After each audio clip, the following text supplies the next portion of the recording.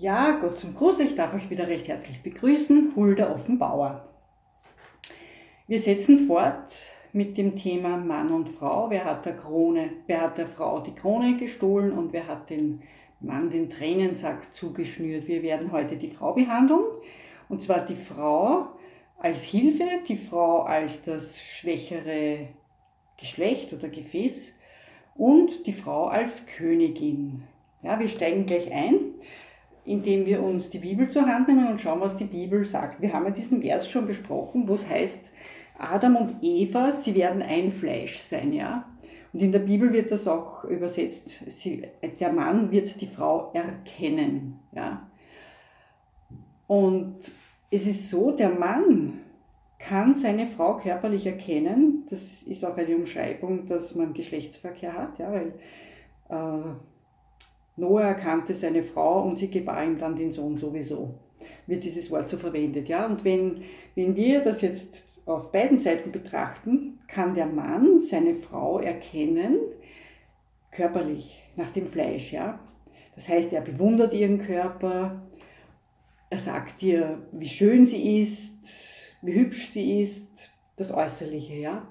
Aber der Mann kann aus zwei bestimmten Gründen die Frau nur fleischlich erkennen und nicht geistlich, nicht emotional. Weil erstens einmal sein Reptiliengehirn das verhindert und zweitens, weil Feindschaft gesetzt ist zwischen der Frau. Das wurde im Paradies ausgerufen. Da ist eine Feindschaft gegen die Frauen da. Ja. Und ich habe mich halt gefragt, warum heißt das, sie werden ein Fleisch sein und nicht, sie werden ein Fleisch und ein Geist sein. Und wir werden das, glaube ich, heute erkennen können, nachdem wir dieses Video fertig haben. Schauen wir mal zu Beginn, ja, 1. Mose, wie Adam geschaffen wurde. Da war die Eva noch nicht da. Ja. Adam gab den Vieh, den Vögeln, den Tieren, jeden seinen Namen. Und er hat immer gesehen, es sind immer zwei da. Aber für Adam, für den Menschen, fand er keine Hilfe ihm entsprechend. Und da ließ dann eben Gott einen tiefen Schlaf auf Adam fallen und machte die Eva.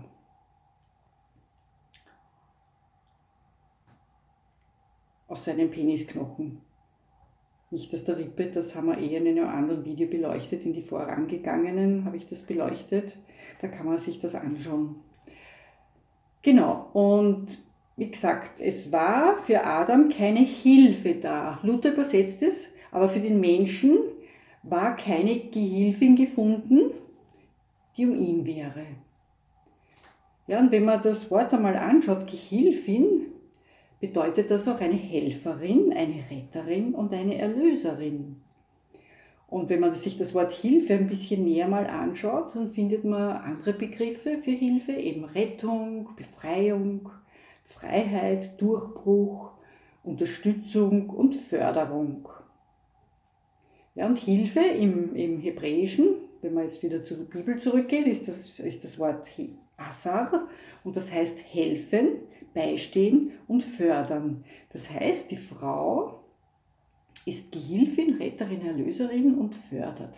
Etwas, was der Mann nicht hat, aber das, was die Frau kann. Und das schauen wir uns jetzt an. Und dadurch, glaube ich, wird sich das Bild, was die Männer über die Frauen haben, hoffe ich zumindest, dass sich das ein bisschen ändert. Und wenn man jetzt schaut, Hilfe. Wann braucht ein Mensch Hilfe? Hilfe braucht man, wenn man etwas alleine nicht schafft. Und Hilfe ist dann meist der überlegene Teil. Ja? Weil wenn ich etwas kann, selber, da brauche ich keine Hilfe. Dann brauche ich nicht jemanden, der stärker ist, der besser ist als ich, der mir da helfen kann, weil ich schaffe das ja nicht. Ja? Die Frau als Hilfe. Nicht, ich sage das jetzt nicht überheblich, sondern unsere Aufgabe ist es, den Männern in einem bestimmten Bereich zu helfen, Gehilfin zu sein, sie zu fördern, sie zu unterstützen, sie zu erlösen, befreien. Das ist unsere Aufgabe, wir werden das noch sehen. Und Schlachter hat eine gute Übersetzung hier hineingegeben in die Bibel, in den Bibelkommentar, und hier steht: Die Frau, zu diesem Vers eben, Eva wurde dem Adam zur Hilfe, dazu Gehilfen geschaffen. Die Frau wurde von Gott erschaffen, um der Unzulänglichkeit des Mannes Abhilfe zu verschaffen. Ja, die Frau wurde von Gott erschaffen, um der Unzulänglichkeit des Mannes Abhilfe zu schaffen. Und Unzulänglichkeit bedeutet, dass jemand in einem bestimmten Bereich halt nicht ausreichend etwas tut oder Bescheid weiß. Unzulänglichkeit kann man auch mit Schattenseite, mit Laster übersetzen, Schwäche, Mangel, Unkenntnis, Unwissenheit. Ja? Das heißt, im Mann ist ein bestimmter Bereich, da kennt er sich nicht so gut aus und da tut er gut daran, wenn er auf den Teil hört, diese Hilfe annimmt, die es besser weiß oder besser kann oder die ihm helfen kann. Das Problem ist, was ich aus meiner eigenen Erfahrung beobachten kann, ist, dass sich die Männer nicht so gerne helfen lassen. Ja? Das sieht man zum Beispiel, ich sehe das bei meinem Mann oft, wenn wir im Auto fahren und wir haben kein Navi mit und wir finden eine Straße nicht oder einen bestimmten Weg nicht. Und ich sage dann, na schau, da geht ja eh wer, bleib stehen, fragen wir den. Wenn der mit dem Hund geht, der wohnt da sicher, der kennt sich aus. Nein. Und da ist wieder eine Frau, da fragen wir die, nein. Und mein Mann fährt dann, minutenlang herum und versucht selber diesen Weg zu finden und gibt nicht auf, weil er denkt sich, er wird das schon finden, er fährt weiter und dieser Weg und da noch probieren und das. Und da ist auch schon dieser Unterschied zwischen Mann und Frau. Ja? Also wenn ich einen Weg nicht finde, der Nächste, der auf der Straße geht, den frage ich, Entschuldigung, können Sie mir bitte helfen, wo ist die und die Straße oder wo geht es da hin? Ja, also das ist dieser Unterschied. Frauen sind eher bereit, sich helfen zu lassen als Männer. So zumindest aus meiner Erfahrung jetzt. Ja, ich will das jetzt nicht alle Männer in einen Topf reinschmeißen und alle Frauen in einen Topf reinstecken. Aber es sind gewisse Sachen, die sind doch gleich. Wenn man jetzt das Wort Abhilfe ein bisschen näher betrachtet, dann ist das, ich muss das ein bisschen rüberschieben, damit das Bild besser ist, genau. Abhilfe. Abhilfe bedeutet, das ist eine Hilfe, wird auch übersetzt mit Befreiung, mit Errettung und Erlösung. Ja? Wie Schlachterkommentar sagt, die Frau ist zur Abhilfe des Mannes geschaffen, um seinen Unzulänglichkeiten abzuhelfen. Ja, und eine Beseitigung, das wird gemeint, das ist eine Beseitigung von einer Belastung, ein Beitrag zu einer Besserung, die Abschaffung eines Missstandes. Und Abhilfe kommt vom Lateinischen remedur und das heißt auch heilen. Ja? Also da sieht man schon, irgendwo geht es ums Heilwerden, ja, aber in dem Bereich ist es nicht das Fleisch, es geht um den inneren Bereich, um den emotionalen, geistigen Bereich. Das wird jetzt immer mehr durchkommen. Ja? Und jetzt schauen wir uns aber mal ein paar Bibelsprüche an, was da steht zwischen Mann und Frau, das Verhalten. Jesus Sirach sagt, wer eine Frau erwirbt damit noch mehr, Doppelpunkt, eine Gehilfin, die zu ihm passt und eine Säule, an die er sich lehnt. Ja, das Bild ist immer so, ja, der Mann mit der starken Schulter, wo du deinen Kopf hinlegen kannst, aber die Frau ist eine Säule, an die man sich lehnen kann, steht hier. Ja? Wir Frauen sind stark, anders stark, nicht diesen hier. Ja? Es gibt auch starke Frauen, es gibt auch Bodybuilder-Frauen, aber hier ist etwas ganz anderes gemeint. Hier ist dieser innere Herzensraum gemeint. Und eine andere Übersetzung von dieser Stelle lautet, eine Hilfe, die ihm entspricht und eine Stütze, bei der der Mann Ruhe findet. Ja? Und dann lesen wir weiter bei Jesus Sirach, wo keine Frau beim Mann ist, da irrt der Mann seufzend umher.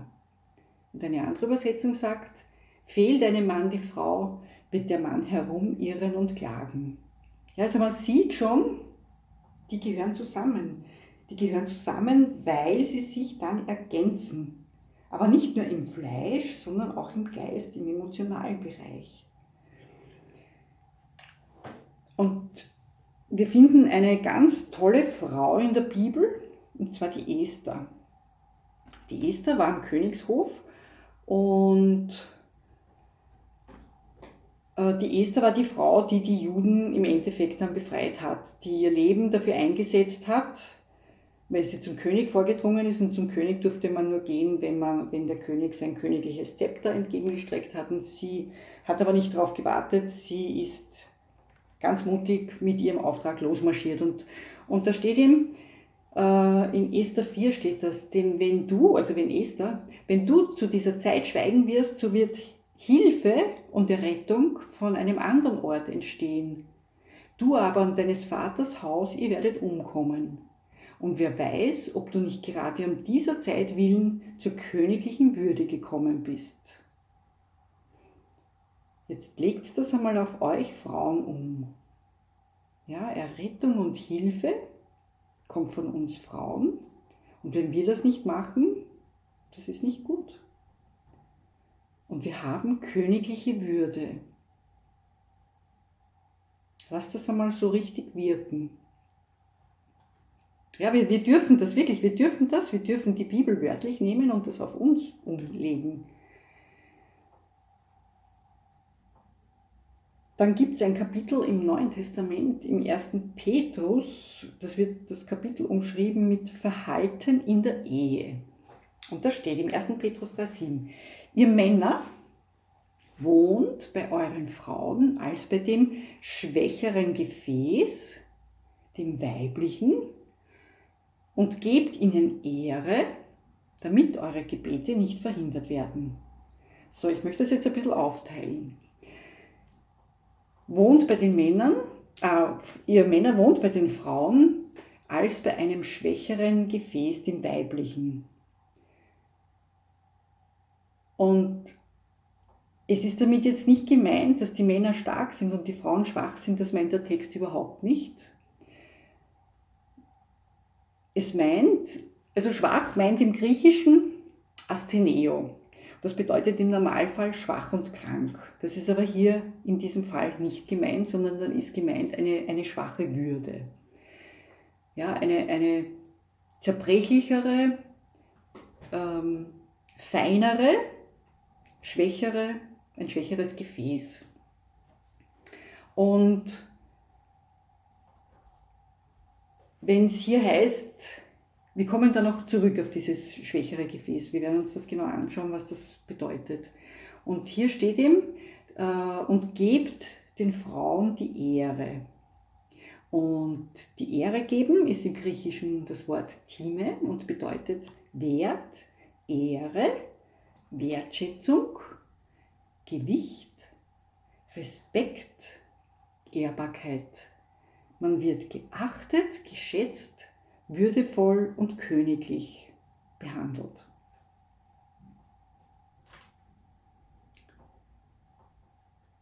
Und der Nachsatz, der ist auch ganz wichtig. Ihr Männer wohnt bei euren Frauen als dem schwächeren Gefäß, dem weiblichen, und gebt ihnen die Ehre, damit eure Gebete nicht verhindert werden. Das ist ein wichtiger Aspekt, was die Männer sich eigentlich immer vor Augen halten sollten, dass wenn sie dieser Aufforderung nicht nachkommen, dass das ihre Gebete behindert. Ja? Irgendwie kommt das Licht da immer heller und dunkler, vielleicht, keine Ahnung, ist nicht so wichtig. 1. Thessalonicher 4. Wie ihr wandeln und Gott gefallen sollt, denn es ist Gottes Wille, eure Heiligung, dass ihr euch von Unzucht fernhaltet und dass jeder von euch sein eigenes Gefäß in Ehrbarkeit, das ist wieder dieses Wort Time, zu gewinnen wisse. Ja? Also es geht hier Gott, er spricht hier die Männer an, es geht hier Gott. Gottes Wille ist die Heiligung der Männer. Die Heiligung der Männer. Was ist Heiligung? Heiligung, das ist griechisch Hagios, und das ist ein Prozess des Geheiligtseins. Ja? So wie Gott sagt, ich bin heilig und ihr sollt heilig sein, kann man das beschreiben, das ist ein Reifungsprozess, wo man in die Tugenden hineinwächst und dadurch geistig transformiert. Ja, das geht nicht mit dem Fingerschnipsel, sondern das ist ein Prozess. Das geht immer mehr voran. Das Leben lang soll das voranschreiten. Diese Heiligung, dass man Gott, Jesus immer ähnlicher wird. Das ist Heiligung, ja.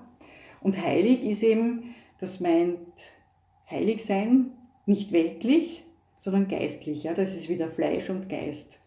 Dass man sich vom Geist Gottes führen lässt und eben in diesen Reifungsprozess weiter wächst. Geistlich, ja. Nicht körperlich ist damit gemeint. Genau, jetzt kommen wir noch einmal zu den schwachen Gefäßen.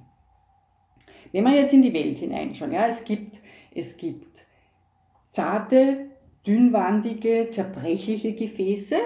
Das sind zum Beispiel chinesische Vasen oder Sektgläser oder Champagnergläser. Diese Sektflöten, das ist ganz ein zartes, zerbrechliches Gefäß.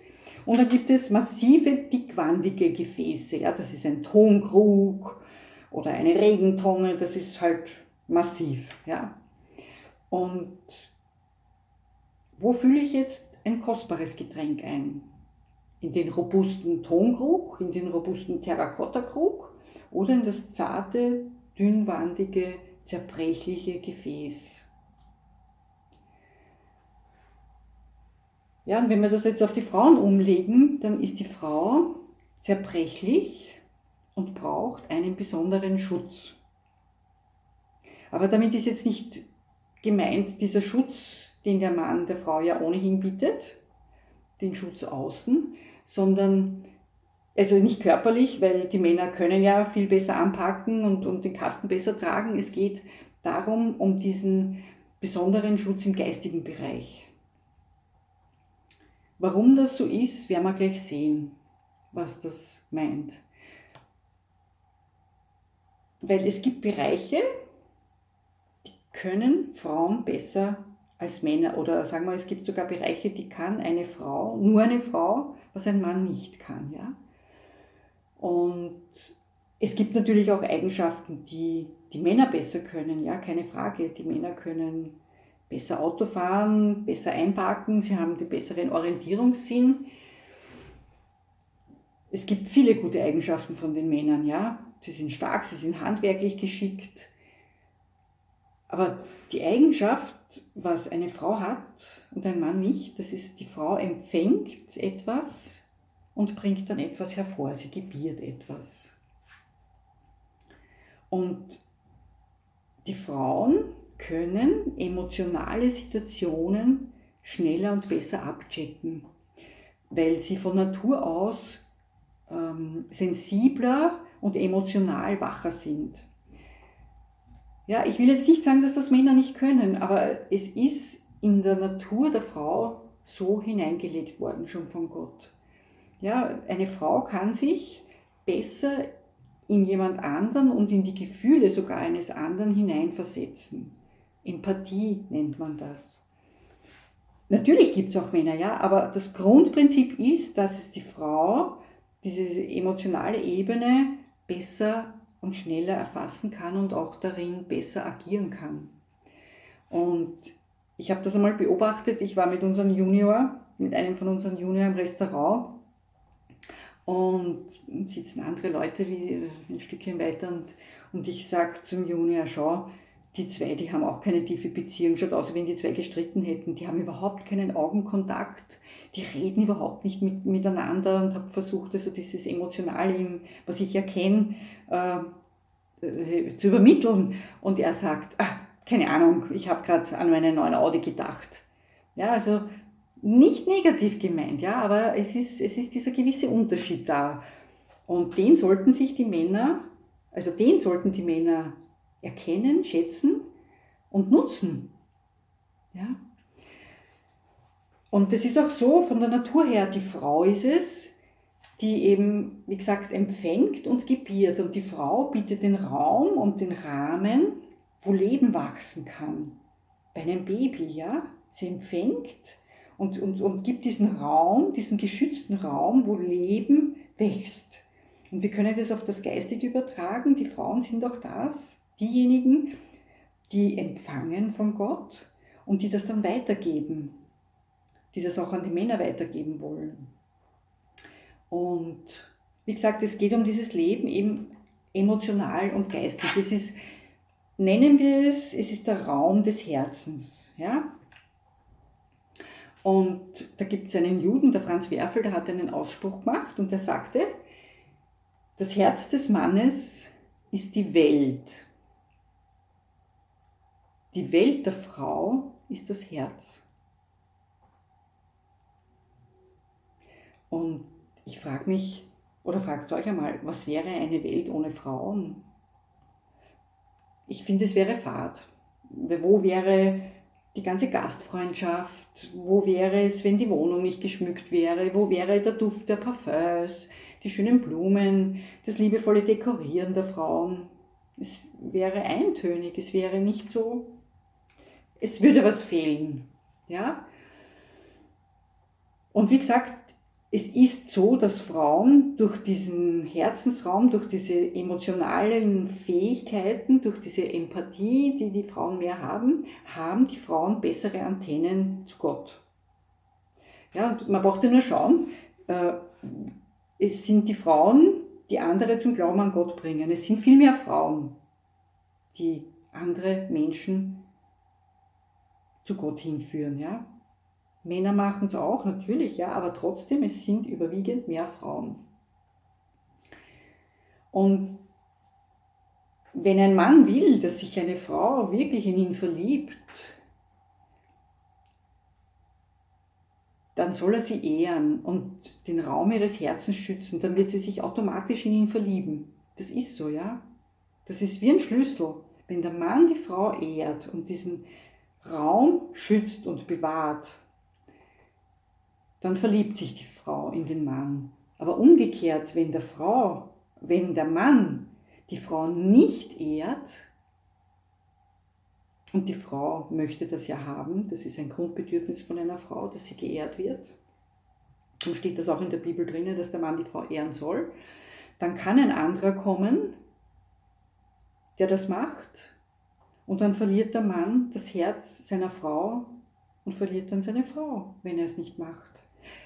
Männer, es ist ganz, ganz wichtig, die Frauen zu ehren. Ja? Das ist ein tiefst biblisches Thema. Ich sage das nicht, damit ich geehrt werde von meinem Mann. Es ist ein tiefst biblisches Thema, was an vielen Stellen vorkommt. Ja? Und es liegt eine Kraft. Es liegt eine Kraft im Ehren drinnen. Und wir sollten aber nicht, also die Männer sollten nicht nur die eigenen Frauen ehren und diesen Schutz bieten, diesen geistigen, emotionalen Schutz, sondern auch den Töchtern. Die Töchter wollen das auch. Töchter sind auch einmal Frauen. Und wie gesagt, nicht das Äußere ehren, ja, nicht schöne Brüste, super Hintern, das wissen wir eh selber. Wir haben einen Spiegel, wir können uns da reinschauen. Aber das Herz ansprechen, das Innere, was da drinnen ist, ja, nicht das Äußere. Und wie ehrt man eine Frau? Ganz einfach, denkt zurück, wie es war, wie ihr verliebt wart. Was habt ihr da alles gemacht? Gentleman pur. Türe aufmachen, den Mantel hineinhelfen, den Sessel zurechtrücken im Restaurant, Blumen kaufen, Brieferl schreiben, diese schönen handgeschriebenen Briefe. Dadurch ehrt man eine Frau, dadurch zeigt man ihr, dass sie als Person mit ihrem Herzen etwas wert ist und spricht eine Würde in sie hinein, eine königliche Würde. Und wenn ein Mann seine Frau behandelt wie eine Königin, dann fühlt sie sich wie eine Königin, dann verhält sie sich wie eine Königin und dann wird sie auch aussehen wie eine Königin. Ja? Man erkennt am Aussehen der Frauen oft, wie sich die Männer ihnen gegenüber verhalten. Ja, wenn ein Mann jetzt eine Frau behandelt als Putze und als Köchin, dann wird sie sich fühlen wie als Putze und Köchin, sie wird sich verhalten wie als Putze und Köchin und sie wird aussehen wie als Putze und Köchin. Ja, sie wird mit ihren Schlapperhosen und mit ihren Kochschürzen herumlaufen den ganzen Tag, weil sie ist ja eine Putze und Köchin. Aber eine Königin wird sich selbst zu Hause für ihren Mann schön machen.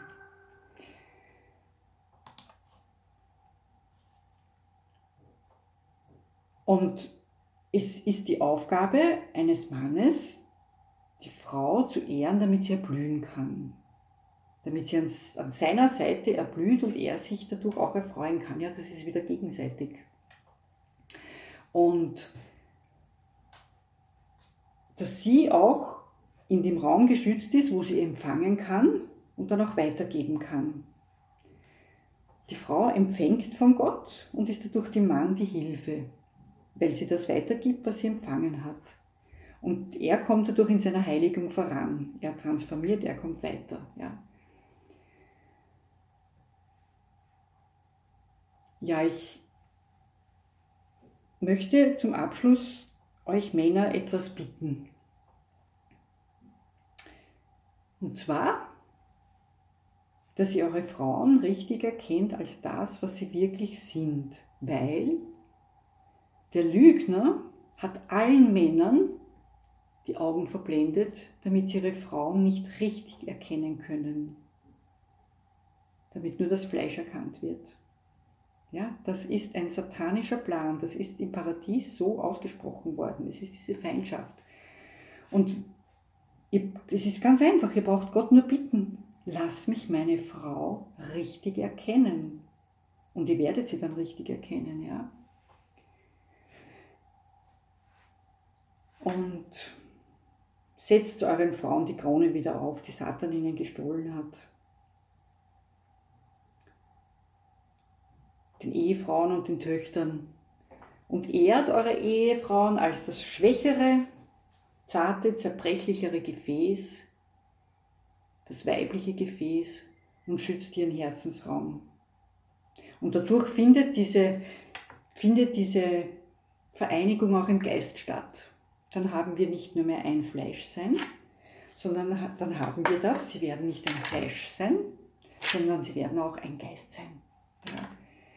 Und dann ist der Punkt da, wo Mann und Frau gemeinsame Visionen haben, wo sie gemeinsam dann für die Welt etwas schaffen können, gemeinsam etwas hervorbringen. Ja? So wie Mann und Frau sich im Fleischlichen vereinigen und Kinder hervorbringen, so ist es im Geistigen dasselbe. Wenn Mann und Frau sich im Geist vereinen, das ist eine gewaltige Kraft. Und dann mit dieser Kraft dann etwas für die Welt hervorbringen. Und ich wünsche euch dazu Gottes reichen Segen. Und nächstes Mal werden wir dann wahrscheinlich, ich lasse mich da immer führen von Gott, ich habe es einmal vor, werden wir die Tränensäcke, warum die Tränensäcke von den Männern verschnürt sind, warum das so ist und wie wir die wieder aufbinden können. Bis dahin wünsche ich euch Gottes Segen. Bis zum nächsten Mal.